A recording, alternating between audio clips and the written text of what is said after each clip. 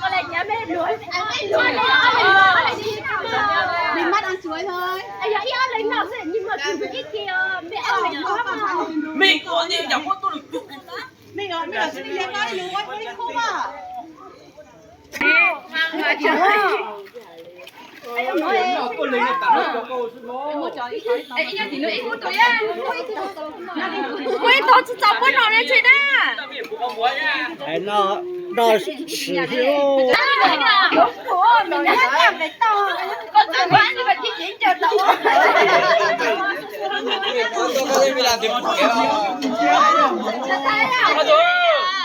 một tí đó đấy bố à, quán nào mà đấy, quán nào mà không có cái, này ra mấy chỉ một máy là bông bỏ, con nào cũng lại. Ôi, đó là người kia. Bắt đầu.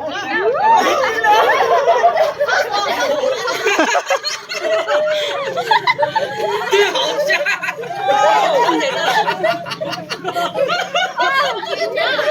phải nó tàu đâu phải nó tàu đâu Có ta chú. Số cậu nhớ, số cậu nhớ.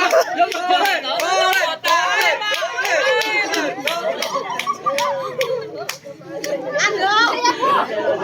Lo cái gì nhỉ? Tôi chơi, ôn chơi nhắn không mọi chơi.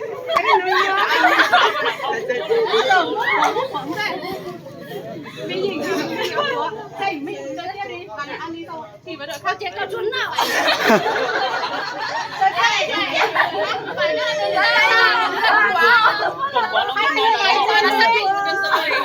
Lấy quà.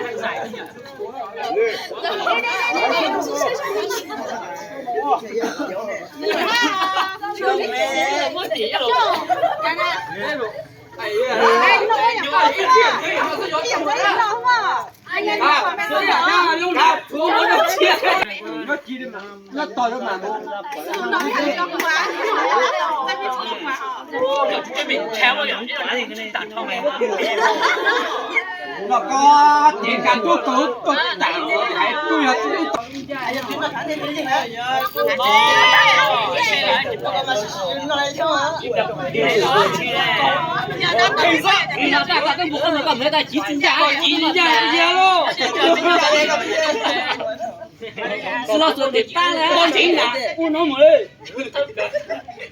Có tí rồi, có xin nhân cháu gì vậy là tôi nhà để ua lên. số à thấy nào đó à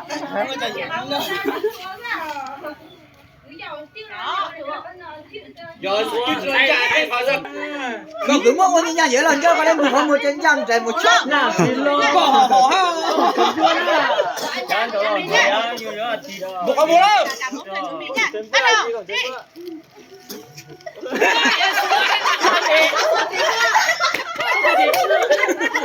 ơi ở đây phải nó tàu không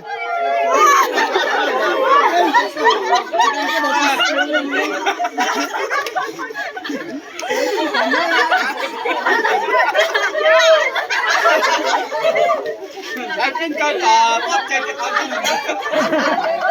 Đấy không?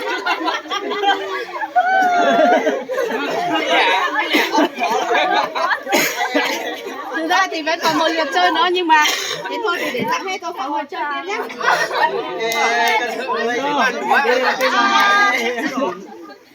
Mà mình sẽ hàng hạnh phúc quá. xe à chưa Một xe những cái đâu qua rồi. Cả tụi ấy ra.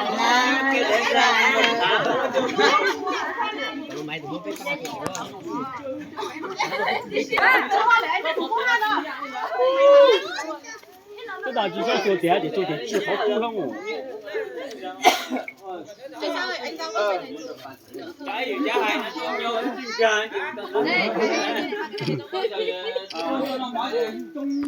chủ gian người ta chỉ thở thành rồi. Nó sẽ tiểu con nhầm rồi. Số flu cái là nó để nhỏ đi. Sao lại lên tiểu rồi nó sẽ tiền nói là như vậy.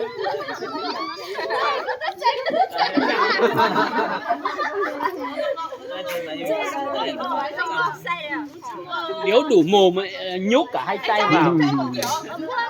Cái sao tụi đó chính là tụi Trung Ngang anh ơi, Trung Ngang lấy cho em cái biển của em nhé.